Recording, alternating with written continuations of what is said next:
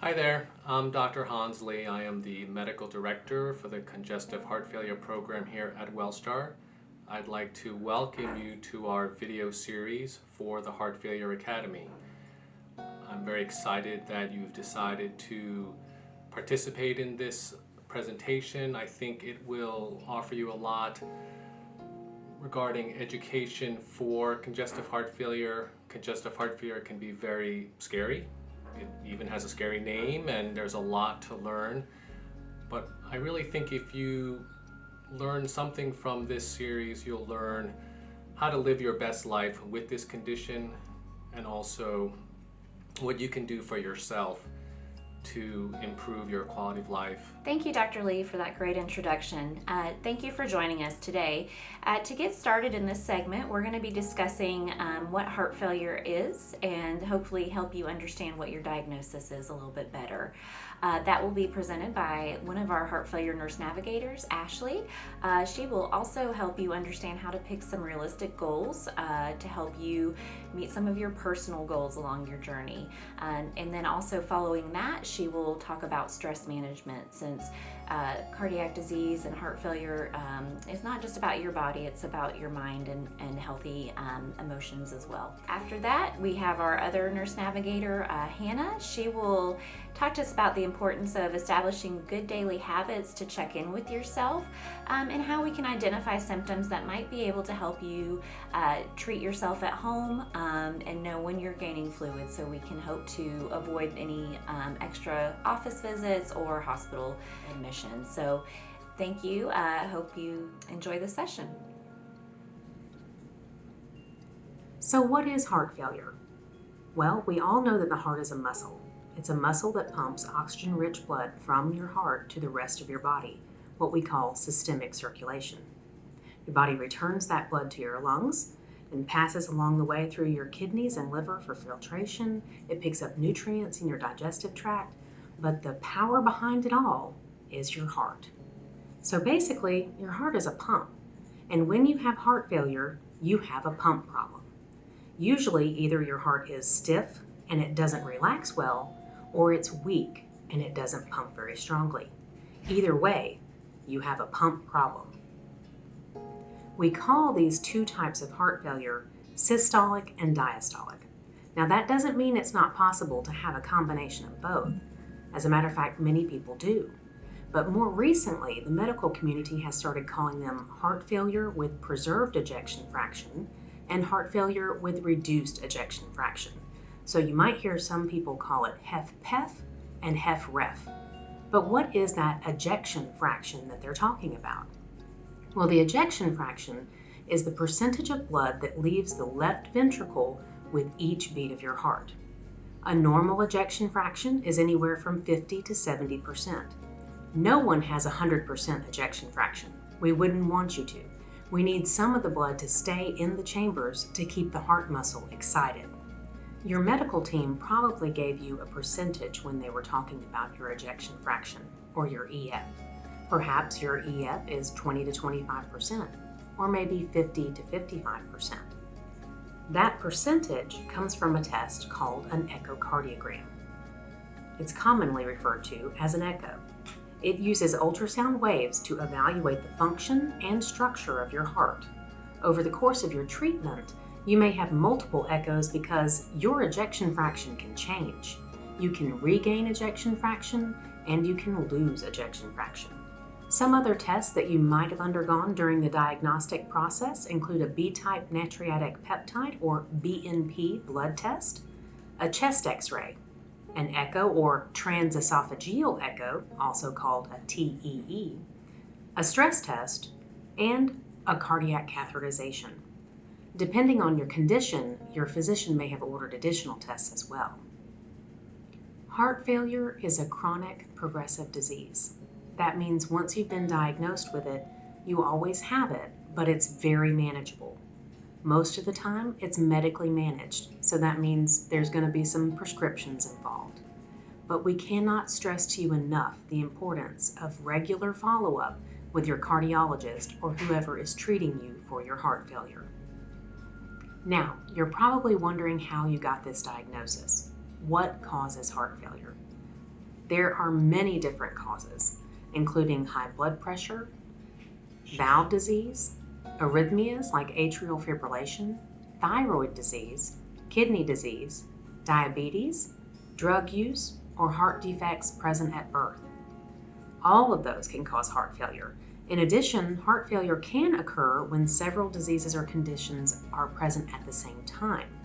Two of the most common causes are coronary artery disease and cardiomyopathy. Coronary artery disease is a disease of the arteries that supply blood and oxygen to the heart. It causes decreased blood flow to the muscle.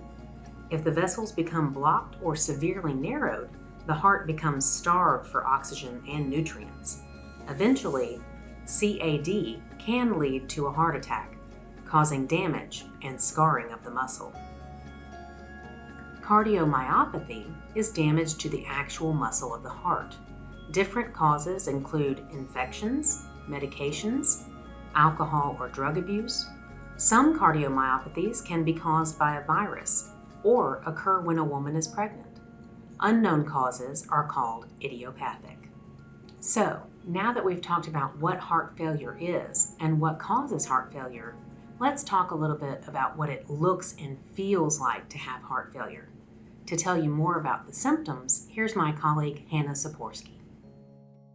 We are going to start talking about symptoms of heart failure. So how you can tell when you're starting to have fluid buildup and what does it feel like and look like. So the classic sign is shortness of breath. So you might notice that you're more short of breath when you're walking from your bedroom to your bathroom, or you might really notice it when you're going to bed at night and you're laying down. So if you have to keep adding pillows, that's a sign that there's some fluid that's building up in the body. Weight gain's another classic sign, and that's why you'll hear a lot of your care team asking if you're checking your weight every day, if you have a scale. So you'll typically see the scale jump up from one day to the next, and we have it as 3 pounds in one day, or even if you're gaining slowly within a week, 5 pounds in a week is something we want you to call your heart failure provider. Another symptom you might have or you might feel is swelling, and that's what a lot of people think of when they think of the fluid building up, because you can actually see it. Shoes might fit more tight, socks might leave an indent in your leg, you might notice your pants fitting more tight, and that's just the fluid in the belly. So that's another thing that could show up. Some others that are a little more difficult to pinpoint to heart failure, you might feel extra tired, and that's just because your body's working extra hard with that extra fluid. So tiredness can be a sign, and difficulty sleeping, which comes from that fluid building up, and when you lay flat, that fluid kind of spreads in the lungs. So those are all some things to look out for. You might not have all of them. You know your body better than anyone else, so if you notice that you're not feeling quite right, we really want you to reach out to the provider. The next thing we have is our heart failure zones. So the big thing is we want you to know your zones, and you get to be the key driver in your care based on how you're feeling. So we have an everyday checklist, and this checklist is really to build habits that help you manage your care at home, because we really don't want you to have to come to the hospital, and if we're doing all these things, we're able to really manage that heart failure. So you'll see the check your weight. We're kind of going back to that scale piece, taking our medications. The medications do so much for helping manage that heart failure fluid and allowing that heart to rest and recover. Checking for swelling, which we talked about. The hardest thing is eating a low salt diet, cooking without salt, checking food labels. That's something that really takes intention, but any small change really helps to help keep fluid from building. Staying within our fluid goal, and typically what we recommend, and your provider may give you something a little different, but 2 liters or less, and that's because if you drink a whole bunch of fluid, your body's going to have a whole bunch of fluid to pump around too. Being active, so balancing rest with activity, and finally determining what zone you're in based on all of those symptoms. So on our next slide, you'll kind of see what to do for each zone. And the green zones are goal. So green is goal, green is good. This really means you're not having any of those symptoms that we've talked about before. Your weight's not changing and you feel good. And that's really where we want you to live, is in that green zone. Once we start to have some symptoms, so it could be the weight gain, it could be feeling extra tired, not sleeping well at night, having to add pillows, that's when we start to get into this warning zone. And when we're in the warning zone, that's when we want to call our heart failure provider. So this could be your cardiologist, this could be one of the heart failure clinics, but that provider is going to be able to help us get the fluid off now that it's built up. So change meds around, change diet, so we can get back to our green goal zone. What happens is if we're in the yellow and we don't make any changes, we don't go to the doctor, that fluid is going to keep building up and we're going to get to that red zone. And the red zone is when we hit that kind of emergency state. So that's when, like, I can't catch my breath right now, but you can't catch your breath, you can have chest pain, and anytime you're in that state, we want you to call 911 and get to the hospital. But our goal is to really keep you out of that red zone by following our symptoms and the heart failure zones and having a close relationship with your provider. Our next topic is on our treatment of heart failure. So this is what the medical team and what we can do as patients to help control our heart failure. So we have quitting tobacco listed. If you do smoke, we've got a cessation class through Wellstar, and we also have a tobacco quit line. So those are all listed on the slides. No alcohol. We do not recommend alcohol when we have heart failure. Controlling high blood pressure. High blood pressure is usually one of the most common conditions that go along with heart failure, since it makes our heart work harder, and that's a big piece with our medications and diet. Taking our medications as prescribed really helps manage our heart failure, and the pharmacist is going to cover more in depth about the medications. Knowing your heart failure zone, that piece is key in the treatment and management of heart failure, because that will keep you in that green zone and allow you to get help when you notice that you're in that yellow zone. Weighing yourself every day, that is one of the sure steps to help keep that fluid from building up and to see it when it builds up, and tracking your fluid intake. The other thing is to see your heart failure provider. So that follow-up and that relationship you develop helps, because whenever you have something going on, you're able to reach out and make those changes to keep that fluid off and keep you out of the hospital.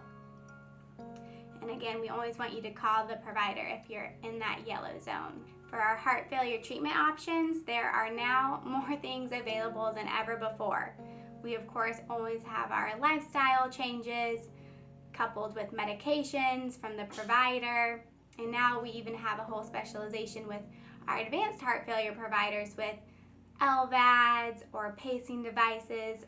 And these are all things that can help improve your quality of life based on what the provider thinks is going to be best for your specific situation.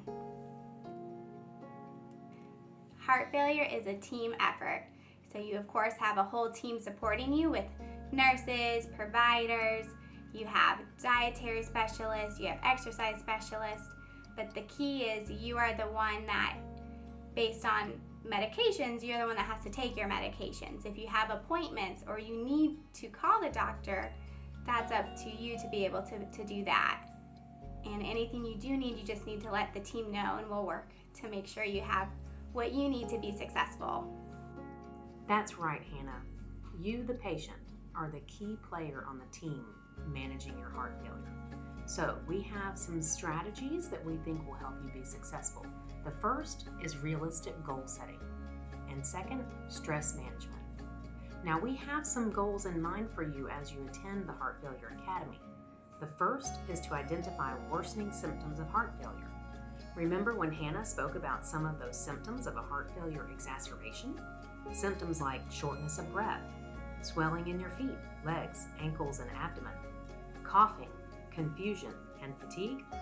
Well, we want you to use that knowledge of symptoms to use your heart failure zones tool to help you know when you should call the doctor. But your team also wants you to get some personal goals. Focus on small, achievable things. Once you reach one goal, then set the next. Think about lifestyle changes that can prevent worsening symptoms of heart failure. Things like eating low-fat and low-sodium, high-protein foods, taking medications as prescribed, monitoring your fluid intake, staying physically active, making time for that routine exercise. Remember, every positive change counts. If dietary sodium, trying to make that 3 grams of sodium or less in your daily diet, is a challenge for you, then start by not adding salt when you cook or eat anything. Those small steps can make a big difference.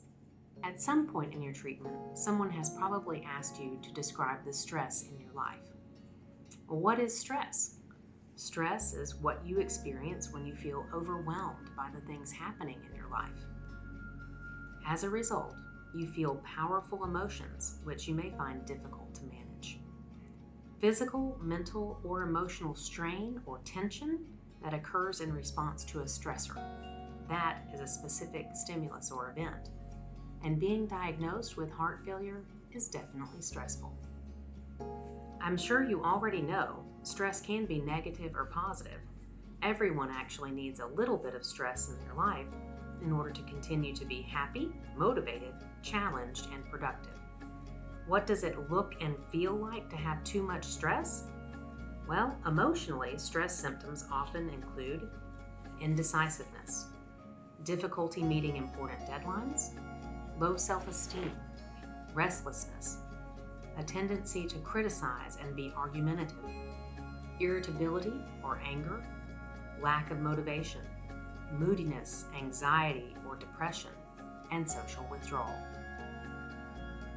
Physically, the symptoms of stress can include overeating or undereating, sleep problems, drug, alcohol, and/or tobacco abuse, rapid irregular heartbeats or heart pounding, rapid breathing or hyperventilation, stomach upset, muscle aches, headaches or migraines, high blood pressure, and skin rashes. The consequences of poorly controlled stress over time is very negative on your health. As you can see here, stress and a lack of physical activity can lead to a high risk of poor health outcomes. Let's take a closer look at what that might mean. 43% of all adults suffer adverse health effects from stress. 75% to 90% of all doctors' office visits are for stress-related ailments and complaints.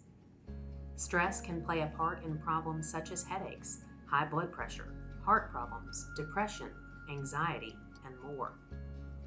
The Occupational Safety and Health Administration, or OSHA, declared stress a hazard of the workplace. Stress costs American industry more than $300 billion annually. The lifetime prevalence of an emotional disorder is more than 50%, often due to chronic, untreated stress reactions. So what are some good strategies to combat stress in all its forms? Analyze your stress.